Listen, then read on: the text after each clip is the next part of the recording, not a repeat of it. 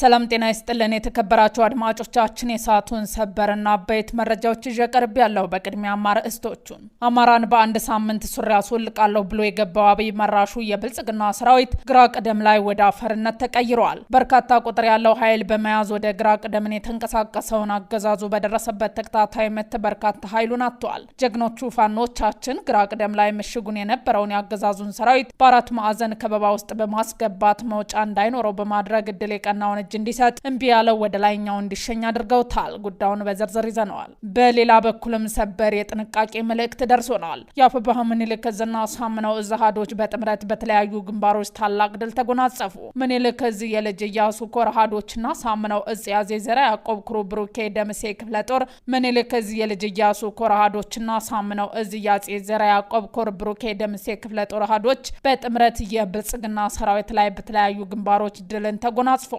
ህዳር 15 ቀን 2018 ዓ.ም በሶስት ግንባር ወደ ማጥቃት የገቡት የምኒልክና ያሳምነው ጽጌ ልጆች በአካድ ግንባር ብቻ የስርዓቱ ወታደር አብዛኛው ተከቦ ሲደመሰስ ከፊሎቹ ቁስለኛና ምርኮኛ ሆነዋል። በሰዓቱ የምንመለከተው መረጃ ነው። የተከበራችሁ አድማጮቻችን እናንተ ከኛ ጋር ስትቆዩ እነዚህንና ለሰዓቱ መደመጥ ያለባቸውን መረጃዎች የምታደምጡ ይሆናል። የህዝባዊን ትግል የምትደግፉ እንዲሁም ሀገር ወዳድ የሆናችሁ አድማጭ ተመልካቾቻችን ቪዲዮውን ላይክ፣ ቻናላችንን ሰብስክራይብ አድርጋችሁ የደውል ምልክቷን ታበሩ ዘንድ በአክብሮት እንጠይቃለን። እንዲሁም በኮሜንት ድል ለህዝብ ልጆች፣ ድል ለጀግኖቹ እያላችሁ ለህዝቡ ሲሉ ጫካ የገቡትን ታጋዮች ታበረቱ ዘንድ እየጠየቅናችሁ በቀጥታ ወደ ዝርዝር መረጃዎቹ እናልፋለን። ሰበር የድል ዜና። መተከል የማንቦ ከተማ ሚሊሻ ጽህፈት ቤት ኃላፊ ደረጀ ለሚሳ ላይ እርምጃ ተወስዷል። በአፋብኃ ቴዎድሮስ ዕዝ 105ኛ ኮር 66ኛ ክፍለ ጦር 3ኛ ሻለቃ በሰሩት ኦፕሬሽን መተከል ክፍለ ሀገር ፓዊ ወረዳ መንደር 34 ቀበሌ በሰሩት ኦፕሬሽን የአብይ ወንበር አስጠባቂ ሰራዊት አባላትን መግደል ሲቻል በርካቶችን ቁስለኛ ማድረግ ተችሏል። እንዲሁም በቀን 17/3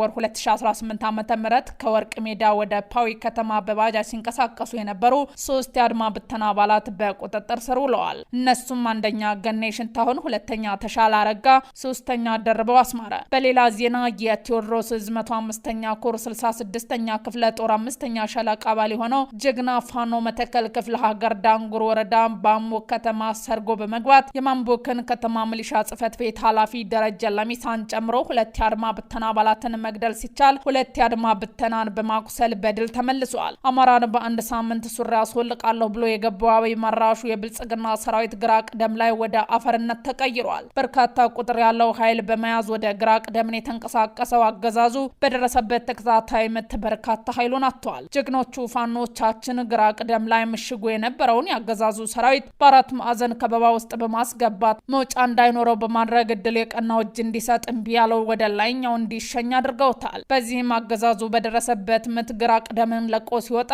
በርካታ የጅምላ መቃብሮችን ማግኘታቸውን የዓይን እማኞች ገልጸዋል። ፋኖ የተኮሰው ጥይት መሬት ላይ እንደማይወድቅ አረጋግጠናል ሲሉ በማዕረግ የተገደሉትን ደግሞ ጭኖ መውሰዱን የዓይን እማኞች አረጋግጠዋል። በሌላኛው መረጃችን የአገዛዙ ቁልፍ የመረጃ ደህንነት ሰው ቆቦ ከተማ ላይ እርምጃ ተወስዶበታል። በሌላኛው መረጃችን ያገዛዙ ቁልፍ የመረጃና ደህንነት ሰው ቆቦ ከተማ ላይ እርምጃ ተወስዶበታል። የቆቦ ከተማ መረጃና ደህንነት የሆነው ብልጽግናው አገዛዝ ቁልፍ ሰው አቶ ጥጋቡ ደርቤ ከና አጃቢዎቹ በሰማዕቶቹ ጀግኖቹ በነ አርበኛ ለሙ ገብሮና በነ አርበኛ ዋሴ ከበደ በነ አርበኛ ፍሬዋለናና በሌሎች አርበኞች ልጆች በምስራቅ አማራ ኮር 2 ቃኝ አባሎች ወደ ማይቀረው ተሸኝተዋል። ከአማራ ህዝብ ተፈጥሮ ከብልጽግና አገዛዝ ጋር በመተባበር የአማራ ህዝብ ላይ ግፍ እየፈጸመ የኖረው ወዳደሩ አቶ ጥጋቡ ደርቤ ከነ አጃቢዎቹ ህዳር 17 ቀን 2018 ዓ.ም ንጋት ቆቦ ከተማ ላይ በምስራቅ አማራ ኮር 2ኛ ቃኝ አባሎች እርምጃ ተወስዶበታል። በቀጣይም እርምጃ ተጠናክሮ ይቀጥላል። በተመሳሳይ ዜና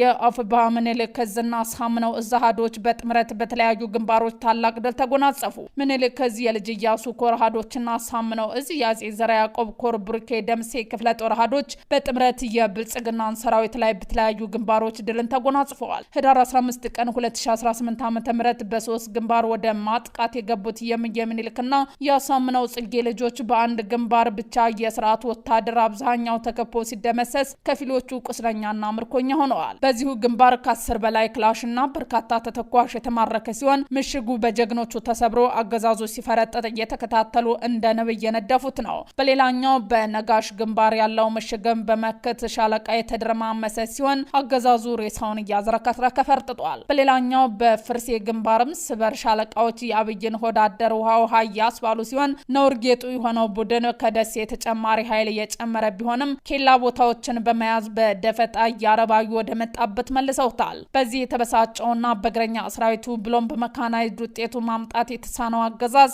አየር ኃይሉን በመጠቀም በድሮን ጥቃት የንጹሃኖችን ህይወት ቀጥፏል። በተጨማሪም ቤትና ንብረትን አውድሟል ሲል የየጎፉ ክፍለ ጦር ህዝብ ግንኙነት አርበኛ ሱልጣን ዩሱፍ ገልጸዋል። በሌላ በኩል ኢትዮጵያ ልዩ ጥቅም አላት። የሱዳንን ጦርነት ለማቆም አዲስ አበባ ወሳኝ ሚና እንድትጫወት አዲስ ጥናት አሳሰበ።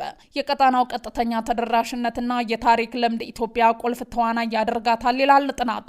የሱዳን የእርስ በርስ ጦርነት ወደ 3ኛ ዓመቱ እየተሸጋገረና የሰብአዊ ቀውስ እየተባባሰ ባለበት ወቅት ኢትዮጵያ ግጭቱን ለማስቆም የሚያስችል ልዩ ጂኦፖለቲካዊ ጥቅም እንዳላት አንድ አዲስ ጥናት አመለከተ። በቤዛው የተሸቱና ማህደር ነሲቡ ይፋ በሆነው በዚህ ጥናት መሰረት ኢትዮጵያ ያላት የቀረቤታ አመራር ማለትም ከሁለቱ ተፋላሚ ኃይሎች ከጀነራል አብዱልፋታህ አልቡርሃንና ከጀነራል መሐመድ ሐምዳን ሄምቲ ጋር ያላትን ቀጥተኛ የግንኙነት መስመር ግጭቱን ለማርገብ ወሳኝ ሚና እንዲኖራት ያስችላታል። ጥናቱ ጦርነቱ ሊቆም ያልቻለው በከፍተኛ ደረጃ የውጭ የጦር መሳሪያ ገንዘብ ድጋፍ ስለሚደረግላት መሆኑን በመጠቆም ይህ ድጋፍ ደግሞ በቀጥታ ከሀገር ለሀገር ሳይሆን በተወሳሰበ የንግድ መረቦችና አሻጋሪ ድርጅቶች አማካኝነት የሚፈጸም መሆኑን ይተነትናል። ትንታኔው እንደሚያሳየው የሱዳን ጦርነት የሚቀጣጠለው በፖለቲካዊ ፍላጎት ብቻ ሳይሆን ከግጭቱ በሚገኝ ገቢና በውጭ የገንዘብና የጦር መሳሪያ አቅርቦት ነው። የተባበሩት መንግስታት ድርጅት ሪፖርቶች፣ የሰብአዊ መብት ተቋማትና ገለልተኛ የምርምር ጋዜጠኞች ያወጧቸው መረጃዎች እንደሚያሳዩት በተለይ የፈጣን ድጋፍ ኃይሎች እጅ የገቡ ዘመናዊ የሚመሩ ሚሳኤሎችና የጦር መሳሪያዎች በቀጥታ ሳይሆን በተለያዩ ሀገራት የሚገኙ አሻጋሪ ድርጅቶችና የትራንዚት ማዕከላት በኩል የሚገቡ ናቸው። የፖሊሲው ስህተት ጥናቱ እንደሚሞግተው እስካሁን የአሜሪካና ሌሎች ሀገራት ዲፕሎማሲያዊ ጥረት ከፍተኛ የመንግስት ባለስልጣናት ብቻ በመነጋገር ላይ ያተኮረ ነበር። ይህ አካሄድ የጦር መሳሪያ አቅርቦት ሰንሰለቱን ስለማይዘጋ ጦርነቱን ሊያስቆም አይችልም። በርካታ ምርመራዎች የተባበሩት አረብ ኤምሬትስ ከግጭቱ ጋር በተያያዙ የንግድ መረቦች ውስጥ ስሟ በተደጋጋሚ እንደሚነሳ ጥናቱ ይጠቅሳል። አቡዳቢ ቀጥተኛ ተሳትፎ እንደሌላ ብታስተባብልም የተያያዙ የጦር መሳሪያዎችና የበረራ መረጃዎችን መሰረት ያደረጉ ምርመራዎች በተቋማት ደረጃ ጥያቄ እያስነሱ መሆኑን ትንታኔው ያመለክታል። ጥናቱ ኢትዮጵያ ለምን ለሚለው ጥያቄ ሁለት ዋና ዋና ምክንያቶችን ያስቀምጣል። አንደኛ፣ ልዩ የተደራሽነት መስመር። ኢትዮጵያ ከሌሎች የሩቅ ሀያላን ሀገራት በተለየ ከሁለቱ የጦርነት ዋና ተዋናዮች ጋር ንቁ የግንኙነት መስመር ያላት ብቸኛ የቀጠናው ሀገር መሆኗ ተገልጿል። የአርኤስኤፍ መሪ ጀነራል ሄምቲ በታህሳስ 2023 እንደ አውሮፓውያን አቆጣጠር ባደረገው የቀጠናው ጉብኝት አዲስ አበባን ማካተቱ ለኢትዮጵያ ባለስልጣናት ያለውን ቀጥተኛ መስመር ያሳያል። ጠቅላይ ሚኒስትር አብይ አህመድ በሐምሌ 2024 ወደ ፖርቱ ሱዳን ተጉዞ ከጦሩ ሜሪ ጀነራል አልቡርሃን ጋር መገናኘታቸው አዲስ አበባ ከጦሩ አመራር ጋርም ንቁ ግንኙነት እንዳላት ያረጋግጣል። ይህ ለሁለቱ ወገን ክፍት በር መኖር ኢትዮጵያ ለእርቅ ድርድር፣ ለእስረኛ ልውውጥና ለሰብአዊ እርዳታ ኮሪደሮች መክፈት ወሳኝ ሚና እንድትጫወት ያስችላታል። የታሪክ ልምድ ኢትዮጵያ በሱዳን ግጭት ውስጥ ጣልቃ ገብታ ውጤት ያመጣችበት ታሪክ አላት። በቀዳማዊ ኃይለ ሥላሴ ዘመን በ1972 እንደ አውሮፓውያን አቆጣጠር የተፈረመው የአዲስ አበባ ስምምነት የሰሜንና ደቡብ ሱዳንን የመጀመሪያው የእርስ በርስ ጦርነት ለጊዜው የቋጭና ለደቡብ ራስን በራስ የማስተዳደር መብት የሰጠ ነበር።